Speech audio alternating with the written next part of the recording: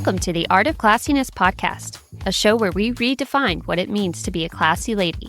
And sometimes it's messy. I'm Robin. And I'm Deborah, two friends turned classy ladies who are here to discuss life's ups and downs, navigating the complexities of adulthood, and how the gift of friendship is essential to belonging. Today we're diving into a little Reddit chaos with Am I the Asshole, where people post their moral dilemmas, and we get to decide if they handle things with class or totally crashed and burned. We've got friendship drama, wedding politics, and a resume intervention that did not go as planned. So, who's the real villain? We'll read, react, and declare our verdicts. So follow along, give us your feedback, and don't forget to like and subscribe. What's up, classy ladies and gentlemen? Deborah, let's do a check-in. How are ya? I am great. I am a little sad this week because my kids are out of town for an extended spring break. So it's been real quiet around here. And, I was very nervous about them leaving just for a myriad of reasons. It's the longest I'll be away from them. They're traveling internationally. And I didn't realize how nervous I was and just how much anxiety I was holding on to until they left. And then I was so exhausted. Like I had 2 days of just pure exhaustion. Like my adrenal glands finally got a break. And I was just in such a lethargic state this week. So definitely have not been as productive as I thought I would be, having so much time without getting the kids ready for school or everything after school. But I'm finally kind of settling into the groove of them not being here, and it's been pretty relaxing, so I can't really complain. How have you been? I don't get to respond. Oh, you can. I'm sorry.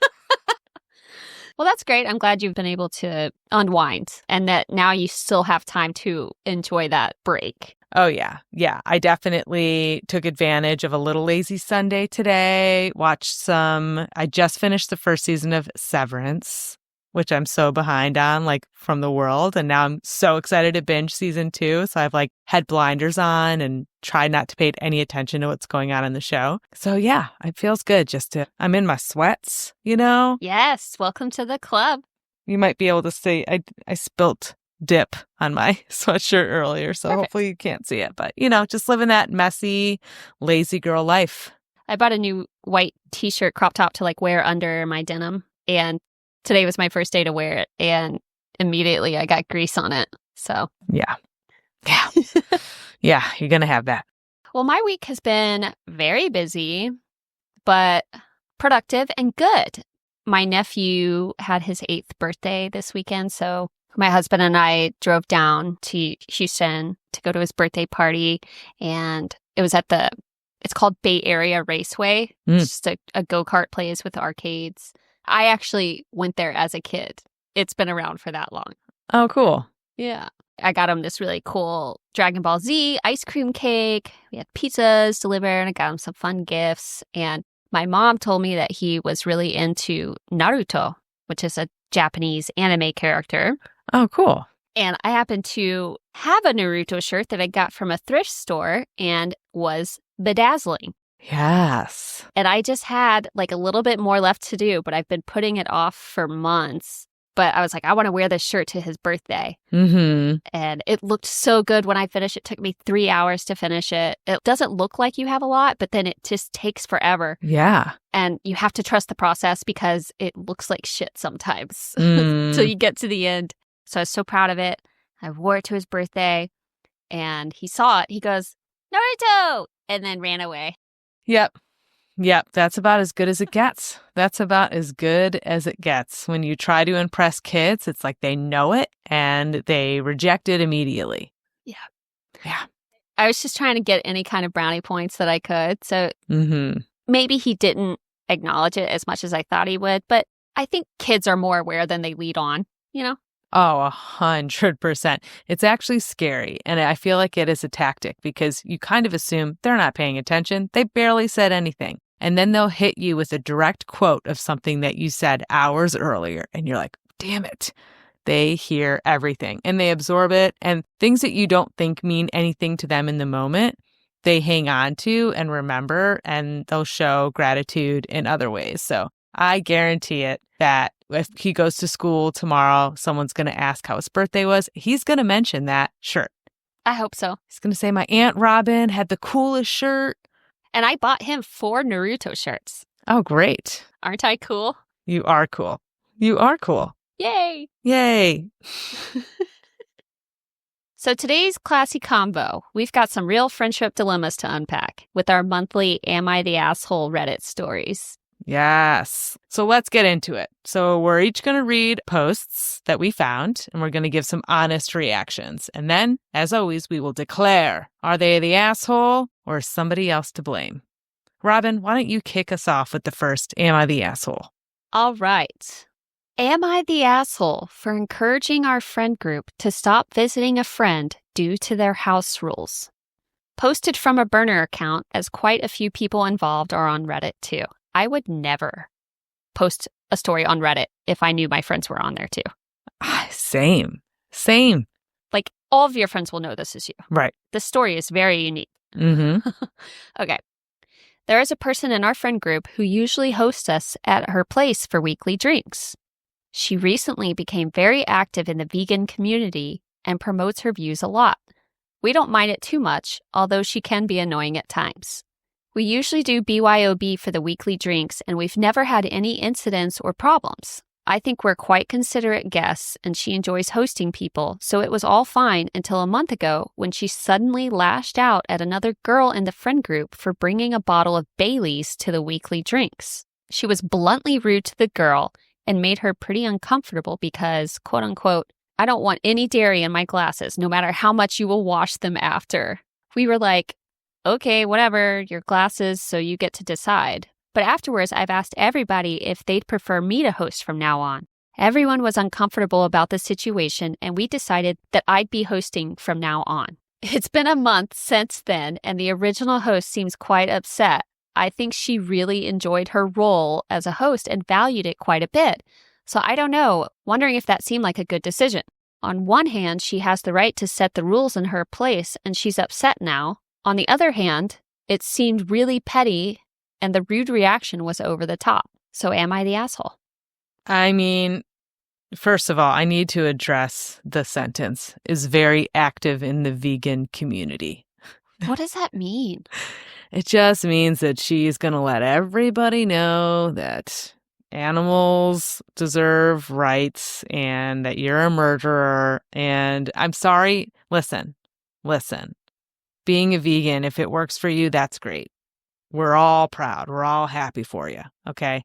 But I think we're all picturing a very specific type of person now. Yeah. And it's not going to bode well for that person when I declare who I think the asshole is. But another thing that I will say that the host of the party is correct about, and that is, it is very hard to get dairy out of glassware. Okay. Little bartender behind the scenes.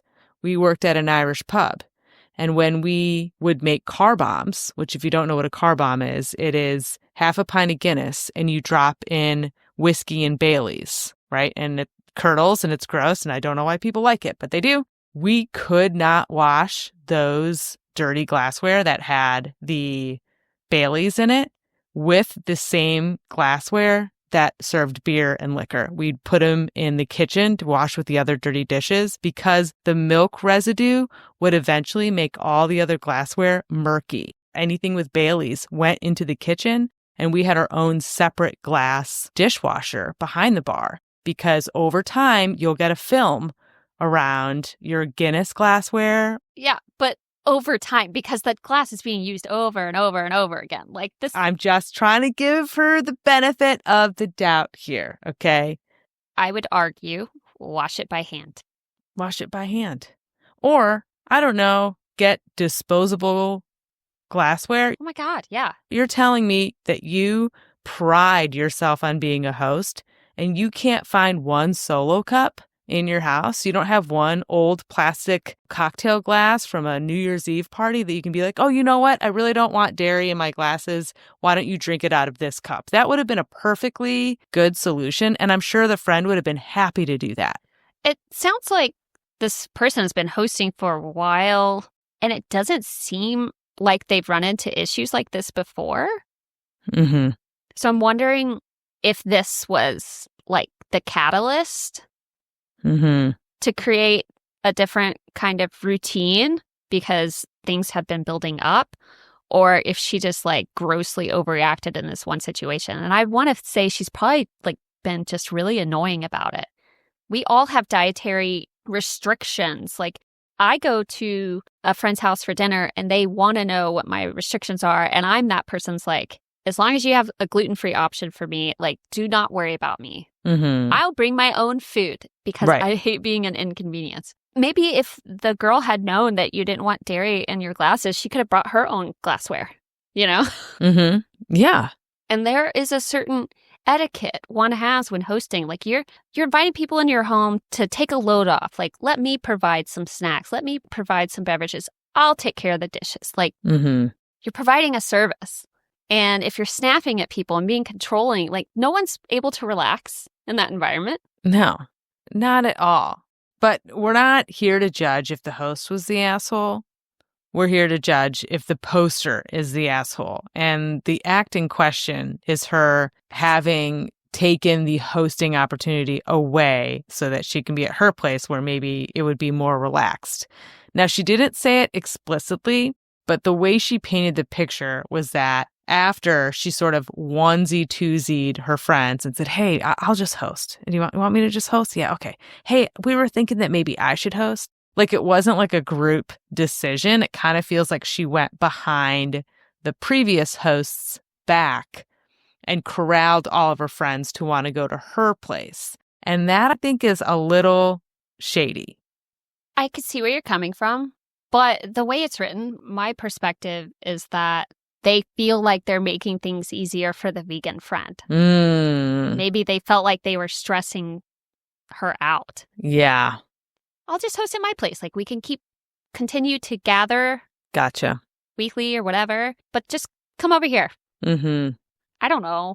No, I guess I really didn't see it like that. I saw it as they were making it easier on themselves to not be yelled at or for them to feel uncomfortable that they were crossing that girl's boundary. I think what's missing here was a direct conversation between the poster and the hoster. How about that? That's good. But the person who posted this should have gone directly to the host and said, hey, I know that you are vegan now and, we don't want to bring anything into your place that goes against your new way of eating and life. So would it be easier if I just hosted? That way you don't have to worry about us bringing in even like a cheese plate. You're telling me these people can't eat frickin' charcuterie board anymore? What are they eating? Like, what are they eating? Salad? Right. I don't know.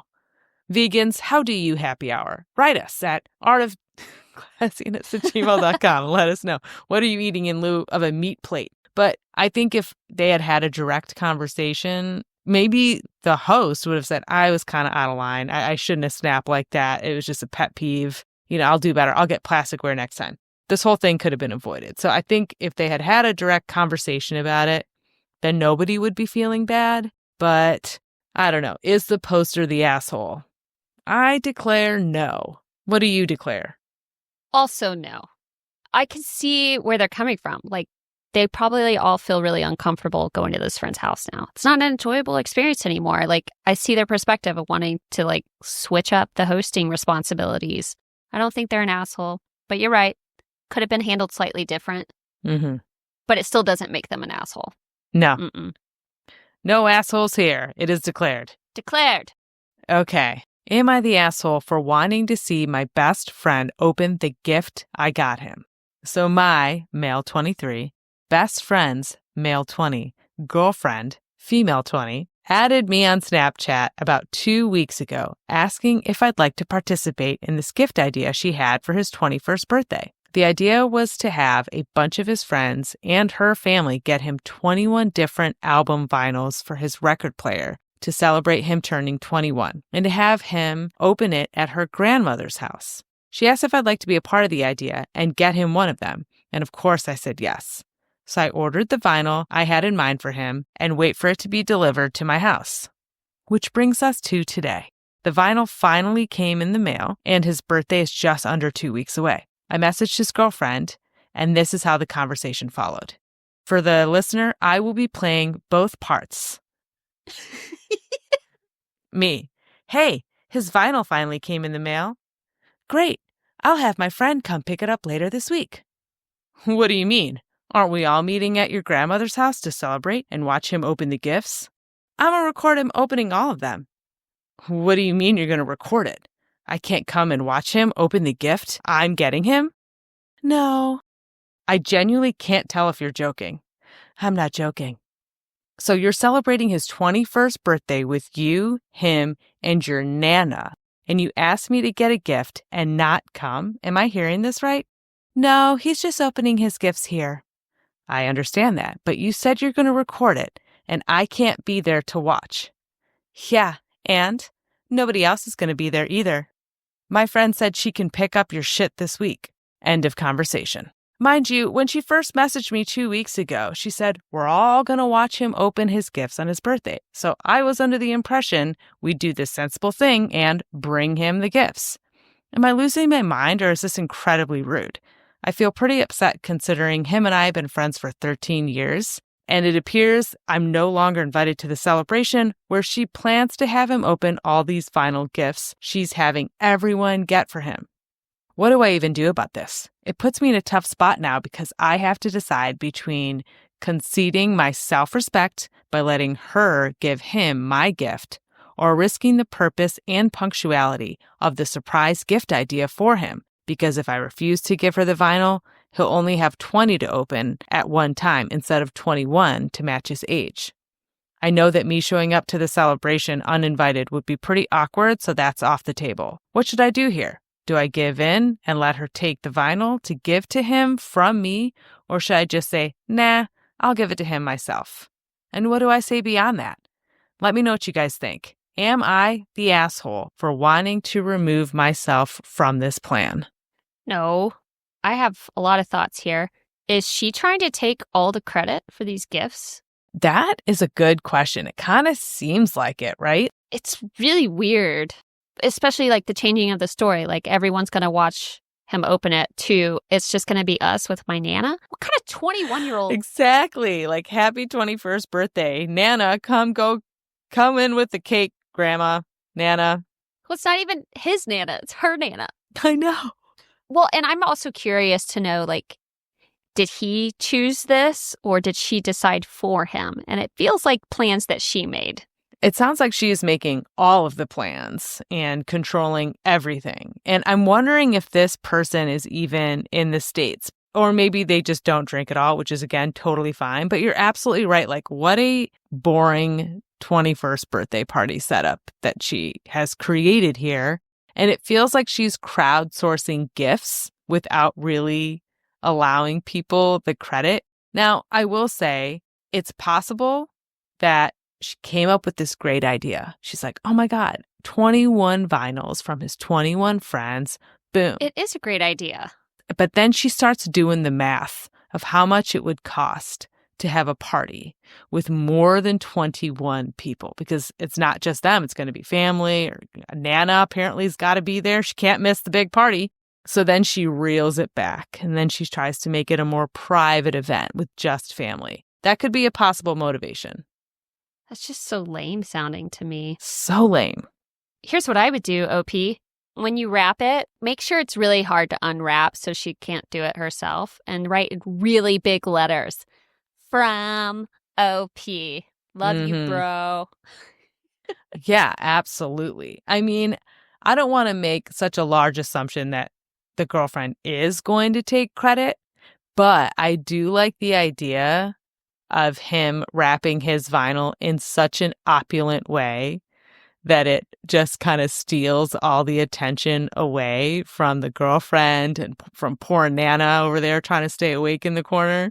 Like, if it's just like in a bunch of boxes, you know, that are like all wrapped and he has to open, I think that's a really good passive aggressive way of handling this situation. Yeah. I guess a little more straightforward would be like, go straight to your friend, man.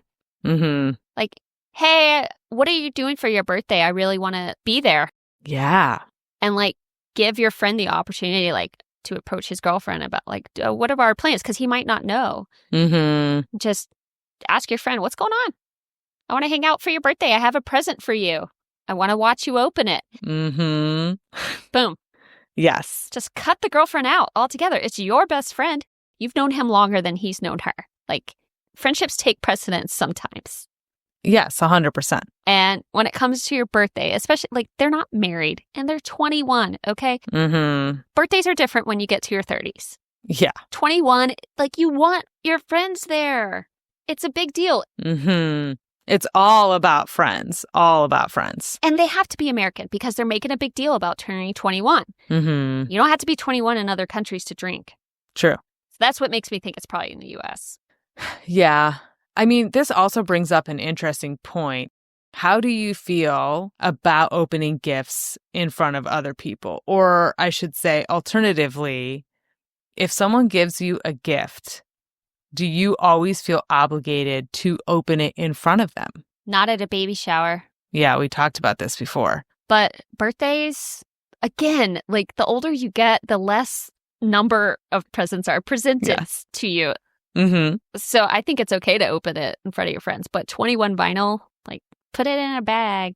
Yeah. I mean, it's interesting because on one hand, I think that the girlfriend is being a little bit controlling of an event in her boyfriend's life that should absolutely include more people, including his best friend. She's kind of doing classic isolation tactics that could potentially be cause for concern in the future. On the other, would you want to sit at a party where someone opens 21 different vinyls? No. Does that sound fun? It doesn't sound fun. I'd be kicking it with Nana. I'd be like, Nana, let's go out back. This is this person's best friend, though. Like, that's different. I know. I'm sure he would happily sit there and watch his friend be excited about all the new vinyl he's getting. Like, best friend vibes are different. Yeah, right. 100%. I think there are definitely better ways that this great idea. Fantastic idea. And I'm going to give the girlfriend props. Great idea. Very thoughtful, creative, right?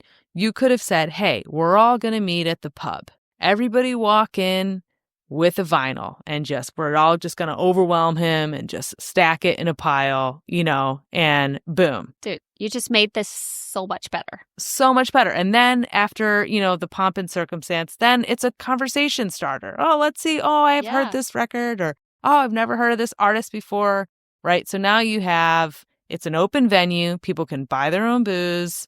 There's not this whole ordeal of unwrapping every single one. Nana can go home early. That is a better idea. So I do not think that the poster is the asshole for wanting to give a gift that he bought and watch his best friend receive it. I declare not the asshole. Totally. I declare not the asshole. Boom. United. Declared. All right. So our next story, am I the asshole for refusing to help my best friend with her wedding because she didn't make me a bridesmaid? That statement alone is very contradicting. Right. Okay, let's get into it.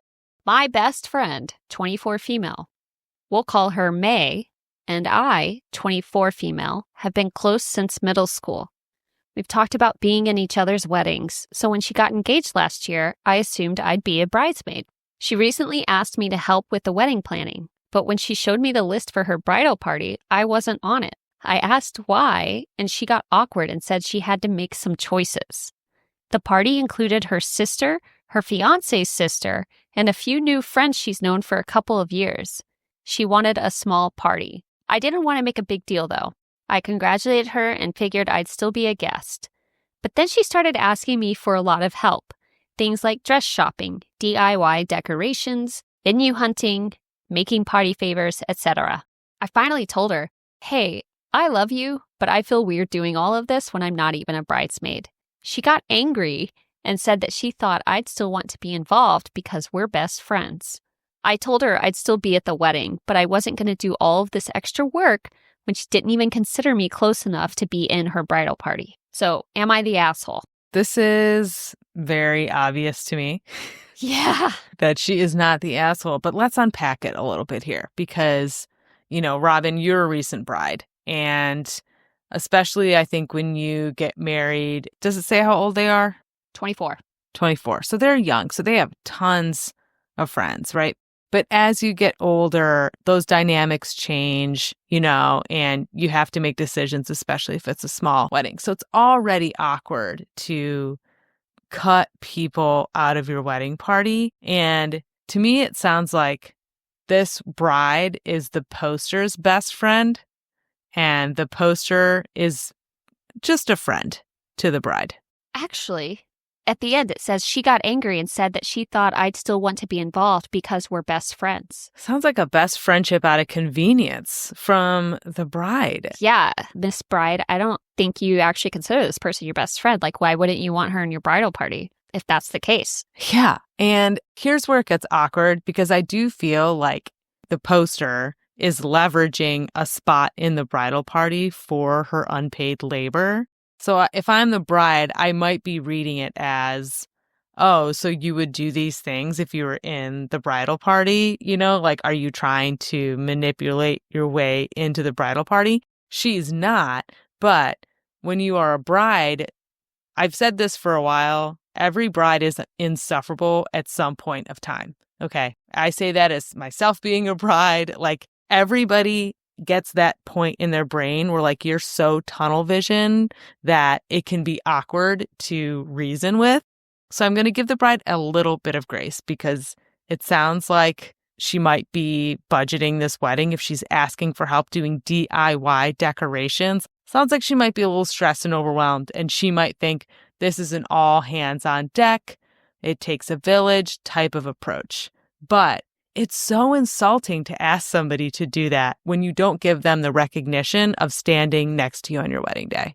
Yeah, I feel like maybe, and I could be wrong here, we're filling in the blanks, but I'm wondering if the bride doesn't feel comfortable asking her other bridal party to help in the same way. Yeah, because she mentioned they're newer friends. Well, and her fiance's sister, I don't know. I could be wrong. But, like, why are you having to ask your friend to help you? You have, sounds like 5 bridesmaids? Yeah. That's plenty of people to help you if you really feel like you need the help. I give my bridesmaids, like, bare minimum to do, because I'm me. But yeah, I just think that that's strange. It is strange. And it's possible that the poster could have maybe presented it in that way. Like, well, how come so-and-so isn't doing this? Did you ask your fiance's sister to go tour the venue with you? Like, it sounds like they're going to be really involved on the wedding day. So it might make more sense for them to help you with these things, but would love to be included on, like, the dress shopping, or if you need extra opinions, but I don't have the capacity to do these things. That's why you have a bridal party. And I would start with them first. Yeah. Ooh, so good. Right? And probably not something any of us said at the age of 24. No, God, no. I could barely say that now, and I'm 41, One of the best things I heard an old coworker say, who was just a little bit older than me, but had a lot of experience in her field. She was always getting drive-bys by people at work. Like, hey, real quick, do you have a second to do XYZ? Or, like those completely unplanned asks. Ugh, desk bombs. Yes. And she would just take a minute and go, with my current workload, I can't really prioritize that anytime soon. But if things change on my end, I'll definitely let you know. And maybe there's a way that I can help you out. I just cannot make that a priority right now. And I was like, oh, that's so great. So I've always tried to channel that really nice way of saying, my needs are more important than your wants. Sorry. Oh, that's so good. We love it. That is so good. So I think the bride needs to not be a cheap ass bitch. No. I can understand from OP's perspective, like, it's her best friend. She came to terms with not being in the bridal party. She was okay with that. That's fine. I'll still attend. It's the combination, I think, of, like, you don't want me to be in your bridal party. I've accepted that, but now you want all of my help. I would feel used. 100%. I think that's the biggest issue here, is, like, she would be happy to help if she didn't feel exploited. Yeah. She's getting a raw deal here. Yeah. There's an imbalance there. There's a taking advantage of. it seems to me like the bride just assumes that this person is just always going to be there for her, but is not willing to give her the recognition of someone who has always been there for her by asking her to stand up at the wedding. I don't know if I would even feel comfortable going to the wedding at this point, but that would probably be like the final nail in the coffin if she didn't. So it would just depend on if this is how the bride always is, or if this is maybe just a momentary lapse of judgment. I'm going to declare not the asshole. I too shall declare not the asshole. Declared. Declared. We're so nice, we never call anybody the asshole. Am I the asshole for trying to help my friend with her resume? I have a friend who's been struggling to find a job and has been venting about it a lot lately.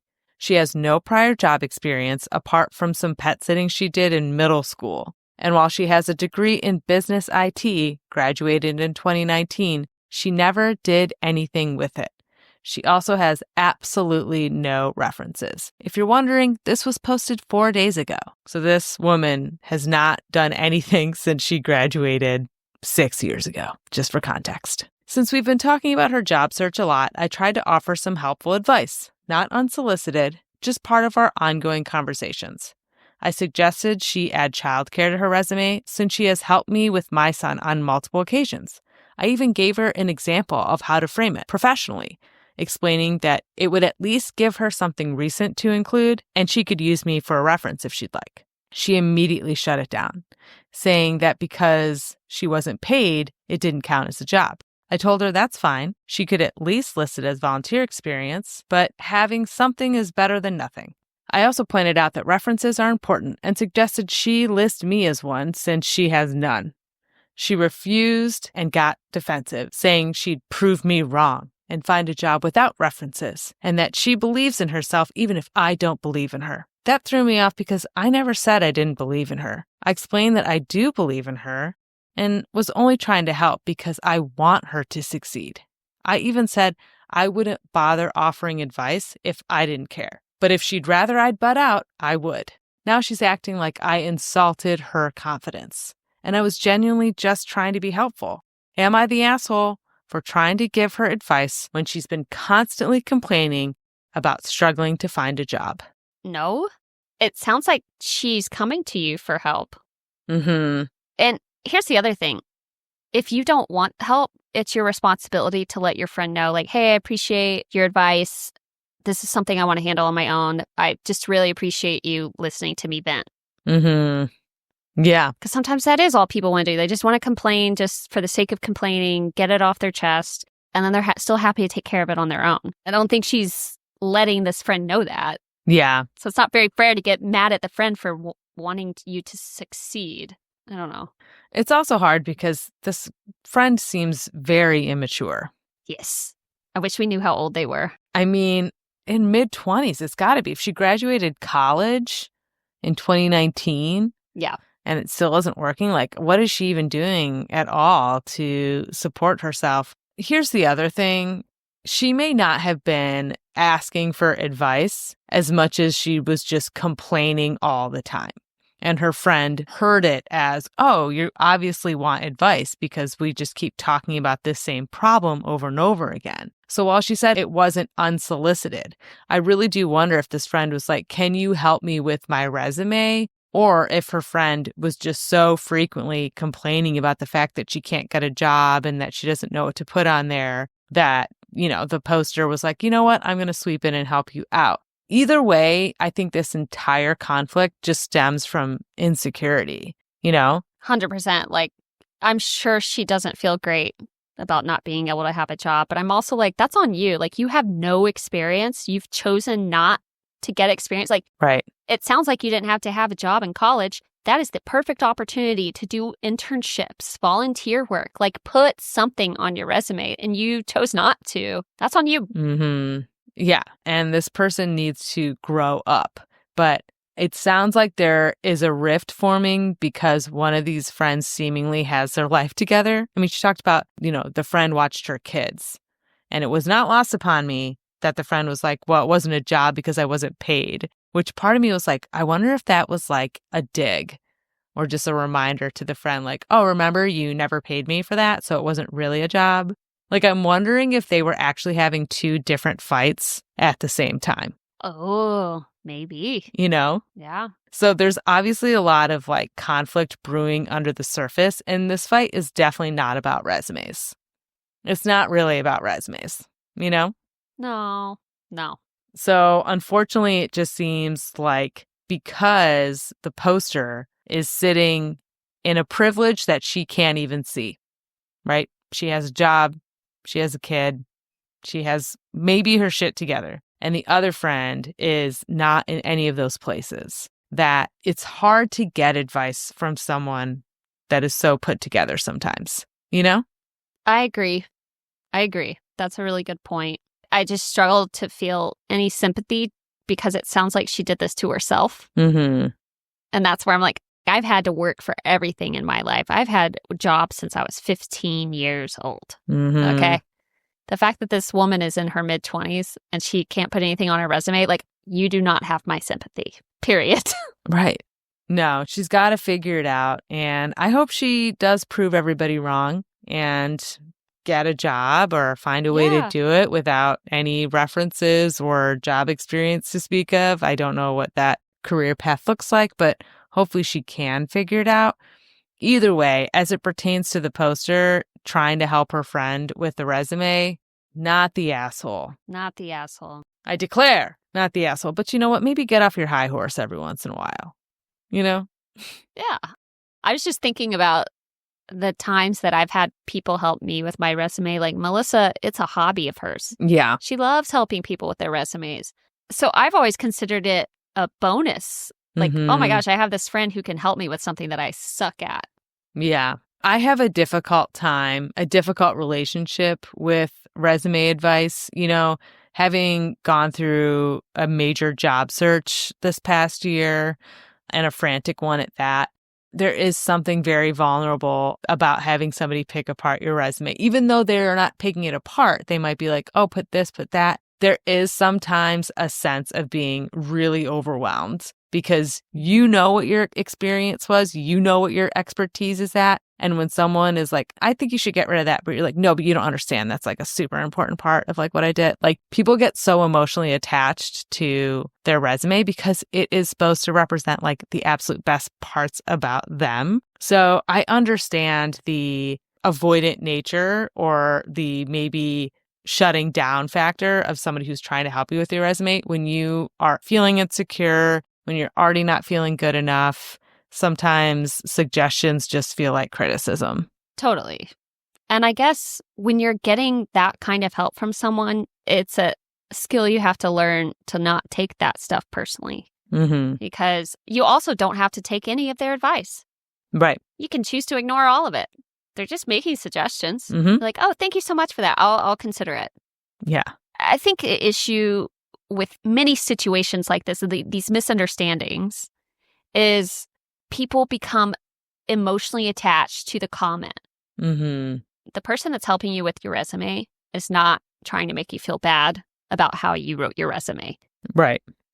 And that's just one example. Like, we could change the story. It could be about something completely different, but you receive it the way you're feeling in that moment. Mm-hmm. Like, how emotionally volatile is this person? You're going to take everything the wrong way. Right. You know? Yeah. Yeah. Sometimes you got to meet people where they are. That's a great way to put it.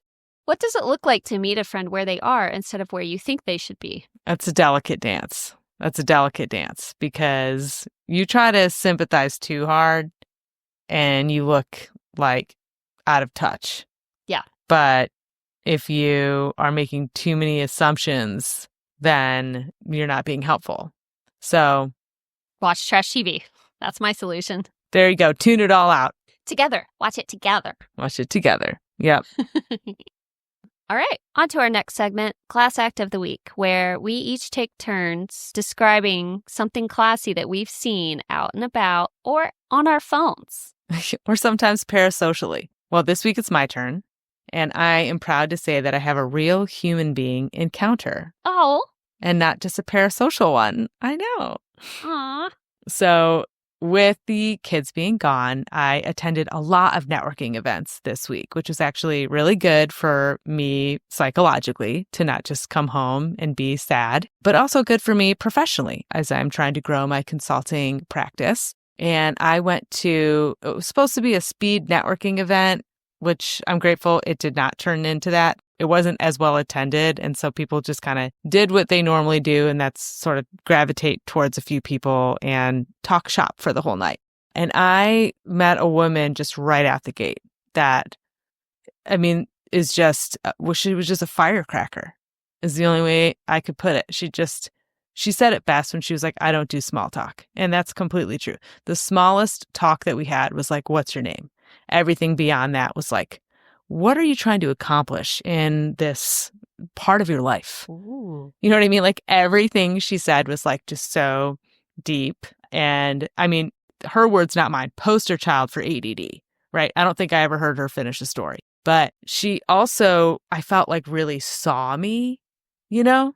Like we just had this weird moment of just like soul connection. I can't really describe it. But we were talking about my experience going through a layoff, and I was kind of sharing that part of my story with her. And it actually made her emotional, which made me emotional in turn. But I do still carry a ton of emotion around that event in my life. Yeah. And she looked up at me and she goes, I just had the strongest vision of you telling that story on a stage one day. Oh. She's like, I can see it. I see a future where you're going to be sharing that story because it's an integral part of where you will be. And she goes, things don't happen to you. Things happen for you. And when I tell you, I felt that through my entire body when she said that. She sounds like your life coach. She honestly could be a life coach. She does a little bit of everything. I will tell you that. She does a little bit of everything. And I really felt so grateful in that moment. I felt like I'm supposed to hear this message. And it really just kind of lifted my spirits. And like the next networking event I went to, I was just making really good connections. I started building traction. I started having people sign up for workshops we're doing next week. I had people being like, oh, you have to meet Deborah. She's doing this really cool thing, and like being introduced to people. And it was like, maybe it was a shift in mindset due to that conversation, or maybe she really was putting me on a path to get me on that stage one day. But it just was it was a really classy moment. And sometimes, you know, I will say anyone going through hardships hears platitudes like everything's going to work out, or everything happens for a reason, or this is just going to make you stronger. And I know that that phrase that she said to me is just another version of that. But sometimes you hear a message when you're ready to hear it. Mm-hmm. So this is just a reminder. Sometimes you got to be open to hearing the message, because you don't just have to wait till you're ready to hear it. You can create an environment for yourself every day where you can receive kindness and good things, and it will change your mindset. So that is my class act of the week. That's beautiful. Yeah. Does she know that you have a podcast? I don't even know if we talked about that. I should text it to her. So you could actually be telling that story on stage like way sooner. I know. Crazy. I should text her the podcast. That's a great story. Right. It is time for our final segment, Class or Crass. Public birthday posts, sweet tribute, or social snub. Let me give you a scenario. You post happy birthday messages to your Instagram stories throughout the year, but only for some friends, not all. Is it classy to publicly celebrate certain friends on their birthday, or does it come off as crass if you're inconsistent? I have some feelings on this. I have some personal experiences with this. Here's the hard thing. On one hand, I'm appreciative of public birthday posts because sometimes they remind me that it is someone's birthday. Now, usually those are not my immediate closest friends. Could be an old coworker or maybe somebody I knew a few years ago. But now that I'm off social media, I have to go by a calendar to know when everybody's birthday is. So as an audience member, I enjoy seeing birthday posts of, let's just say, secondary friends. But it can feel like a snub when you have a friend that goes hard for somebody else's birthday. They post no fewer than 5 to 10 slides or multiple stories, like the person had died or something, just one tribute after another. And then you get nothing for your birthday. It's like, what the hell, man? Why'd you go so hard for that person and not me? Throughout my adulthood, I've seen this happen many times of friends posting these extravagant stories honoring their friend for their birthday. And I see them do it frequently. And then my birthday comes around and nothing. Yeah. And nothing. Like, not gonna lie, it hurt my feelings. Because like you said, like you could tell that they really put effort in for these other people. So like when you're not included in that, it's like, oh wait, I thought we were closer. Mm-hmm. In my mind, like we were closer and like I was up there with those friends that you're saying happy birthday to. So for me, I've just avoided altogether. I don't make posts. I don't let myself care. Mm-hmm. People make posts. I send direct text messages or I call them. Because doing that stuff on social media, like what is it for anyway? It's so other people can see. Yeah. It means nothing to me. It means more if a friend reaches out to me directly. Hey, I'm thinking of you. Happy birthday. I hope you have a great day. Mm-hmm. I don't need the pomp and circumstance of social fucking media. No, you're completely right. And you know what? Honestly, this kind of goes back to love languages a little bit, like we talked about in our other episode of friendship love languages, because I will say I have done the multi-post, multi-slide birthday post for friends in the past. It is almost always for my friends that are also super active on social media.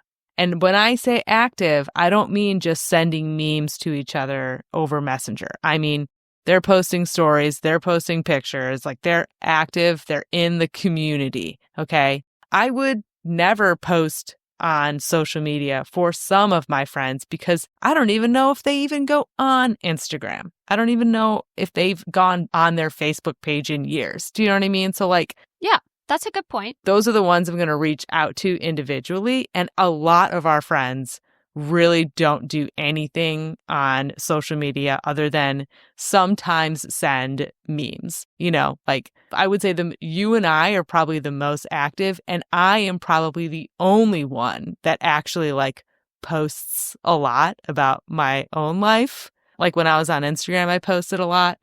I'm on TikTok now, and that's what I do. None of our friends are on TikTok. So I feel like I'm kind of alone in that sense where I see it all. So that's probably why it tends to hurt my feelings. But for me, when I do engage with it, I'm like, you're not even on Instagram. So this is performative. If I were to make, when people are like, happy birthday, grandma, I'm like, grandma's not on Instagram. What are we doing? Send her a card. Yeah. Yeah. Right? Like, why are we posting about grandma on here?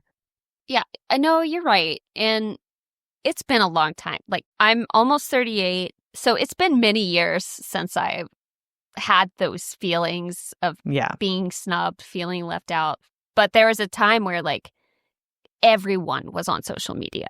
Mm-hmm. Everyone was showing what they were doing, like, especially, like, the place that I worked at. Like, it's the event industry, So, yeah, it just always felt weird to me. And that's part of the reason why I just backed off social media. Like, yeah, I get on it and I like to watch reels and stuff, but I'm not updating people on my life. Yeah. I think after our wedding, I posted some photos. That was in July. Yeah. Yeah. I don't think I've posted in my story since then, just because I don't care anymore. I don't care anymore. Yeah. So, like, is it class or crass? From my perspective, it's a little crass. Yeah. But I'm not going to say it's like hella crass either, because like people could do what they want to do on social media. Like, it's their social media. Like, I'm not here to tell them what to do. It's just being on the other end of it can feel hurtful.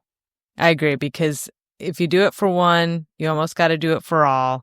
So you just have to decide what kind of precedence you want. I say, give a story, one story. You're good. We don't need more. We don't need more than one story. Okay? Move it along.